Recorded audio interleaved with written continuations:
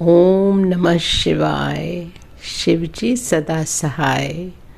ओम नमः शिवाय। गुरुजी सदा सहाय। दिव्य आभा। एक होर मुंडा लेना है। मुझे अभी याद है जब हमें गुरुजी के दर्शन का सौभाग्य प्राप्त हुआ। वह जून 1998 की घटना है। अपने पति के मामा जी से उनके बारे में सुनने के पश्चात हमने काफ़ी प्रतीक्षा करी थी, परंतु मेरे पति श्रीनगर में कार्यरत थे और हम उनके पास नहीं जा सकते थे। इसका संयोग तब बना जब मेरे पति वहां से स्थानांतरित हुए। मेरे पति के मामा जी ने अनुभव स्मरणीय रहेंगे। गुरुजी से मिलने के पूर्व कई हृदय रोग विशेषज्ञों ने उनको बाईपास करवाने की सलाह दी थी। गुरुजी से मिलने पर उन्होंने मामा जी को उनके पैर दबाने और अपनी समस्या बताने को कहा था। जब तक मामा जी ने अपनी समस्या उनको बताई, उन्होंने कहा कि उनके हृदय का बाईपास हो गया है और उनको शल्य चिकित्सा करवाने की कोई भी आवश्यकता नहीं है। उन्हीं विशेषज्ञों द्वारा पुनः किए हुए परीक्षणों से पता लगा कि मामा जी के हृदय की अवस्था में आया हुआ सुधार शल्य क्रिया से भी संभव नहीं होता। हम पिछले वर्षों से निसंतान थे। यद्यपि इसकी चिंता हमें लग रही थी, समस्त प्रयासों के बाद भी हम विफल रहे थे और हमने इसकी आशा छोड़ दी थी। परंतु जब हमने सत्संग और गुरुजी की दया से हुए चमत्कार सुने तो हम पुनः आशावान हुए कि कृपा हुई तो वह संभव हो जाएगा। हम एम्पायर एस्टेट स्थित गुरुजी के मंदिर में देर शाम को पहुंचे थे। उनके दर्शन भी हुए और हमने लंगर भी ग्रहण किया। गुरुजी ने हमें अपना परिचय देने के लिए कहा और फिर अपने जन्म दिवस पर वो एम्पायर एस्टेट के निकट ही दी रैंच नामक स्थान पर आने का नियंत्रण भी दिया। वहां जाकर उपस्थित अपार जनभूमि को देखकर हम विस्मित रह गए। प्रत्येक को गुरुजी की कृपा के बारे में कुछ बताने के लिए था। हम इस आशा से कि हमें भी कभी गुरुजी के आशीर्वाद मिलेंगे, हमने गुरुजी के पास जाने का नियम बना लिया। हम गुरुजी को अपनी समस्या के बारे में बताना चाहते थे, किंतु संगत के सदस्यों ने मना किया और कहा कि समय आने पर गुरुजी स्वयं ही उसका उल्लेख करेंगे। एक दिन गुरुजी ने अपने पास आने का कारण पूछा तो मैंने उन्हें बताया कि मेरे कोई संतान नहीं है। उन्होंने कहा कि हमारी संतान होगी और हमारे आने के दिन भी निश्चित कर दिए। मैं गुरुजी के कथन से प्रसन्न थी, किंतु मुझे यह भी चिंता थी, क्या गुरुजी को वास्तव में हमारी समस्या का ज्ञान है? क्या उन्हें पता है कि हमारे कितने उपचार हो चुके हैं और वह सब असफल रहे हैं? मैं सोच ही रही थी, क्या उन्हें पता है कि मेरी गर्भाशय की नलियां भी कुछ त्रुटि हैं और मेरे पति की शुक्राणुओं की संख्या भी कम है? अंततः चिकित्सकों ने बाह्य उपचारोपण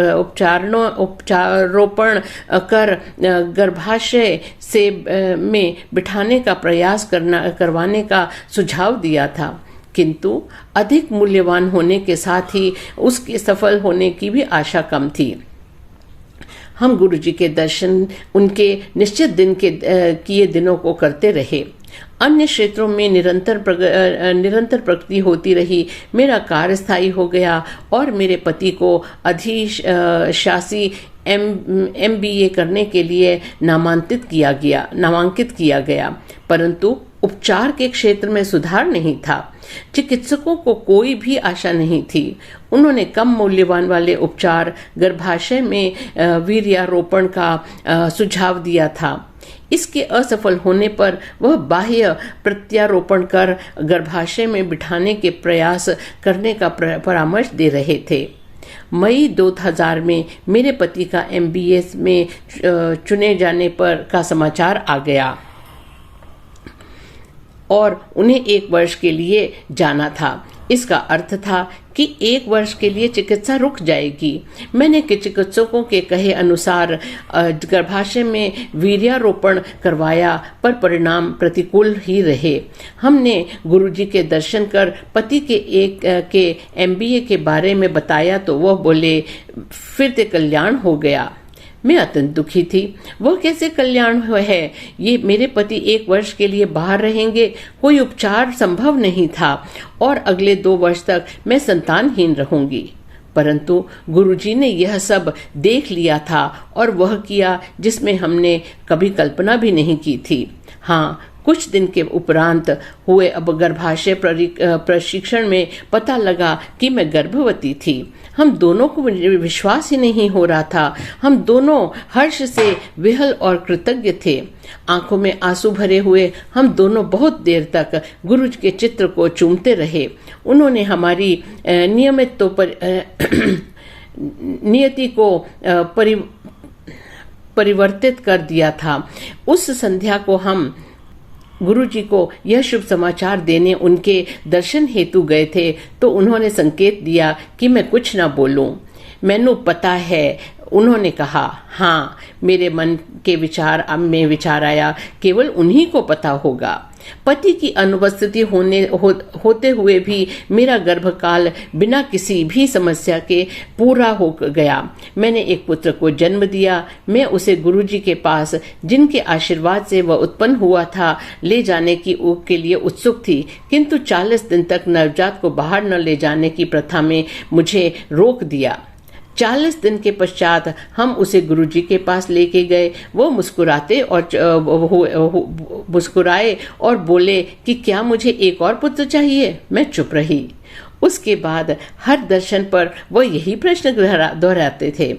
मैं उसे उनका परिहास समझती रही कि इतने छोटे शिशु के साथ उस पूरी प्रक्रिया को पुनः कैसे कर पाएंगे। एक दिन जब गुरुजी ने पुनः वह प्रश्न पूछा तो मुंह से निकल पड़ा, जैसी आपकी इच्छा। 1 सप्ताह के पश्चात मुझे पता लगा कि मैं फिर से गर्भवती हूँ। बिना किसी उपचार, औषधि या चिकित्सा प्रक्रिया के और उसी दूषित गर्भाशय नलियों के साथ, यह केवल गुरुजी ही के दिव्य आशीष थे। मैंने फिर एक पुत्र को जन्म दिया। दोनों बड़े हो रहे हैं, चंचल और सदा कई शैतानी करते हुए। इतने बड़े नहीं हुए जो समझ पाए कि गुरुजी की कृपा से वह इस संसार में आए हैं। चिकित्सा की दृष्टि से हम संतान के योग्य नहीं थे, परंतु फिर कोई है जो मनुष्य की आकांक्षाओं को पूर्ण कर सकता है, विधान बदल सकता है और उनमें सदा आशा की ज्योति जलाकर रख सकता है। गुरुजी, आप धन्य हैं। आपने अपनी संगत में हमें आश्रय दिया और हमारे जीवन को ऐसे परिवर्तित किया जो किसी और से संभव नहीं था। श्रीमती पूनम सेठी, दिल्ली। जय गुरुजी।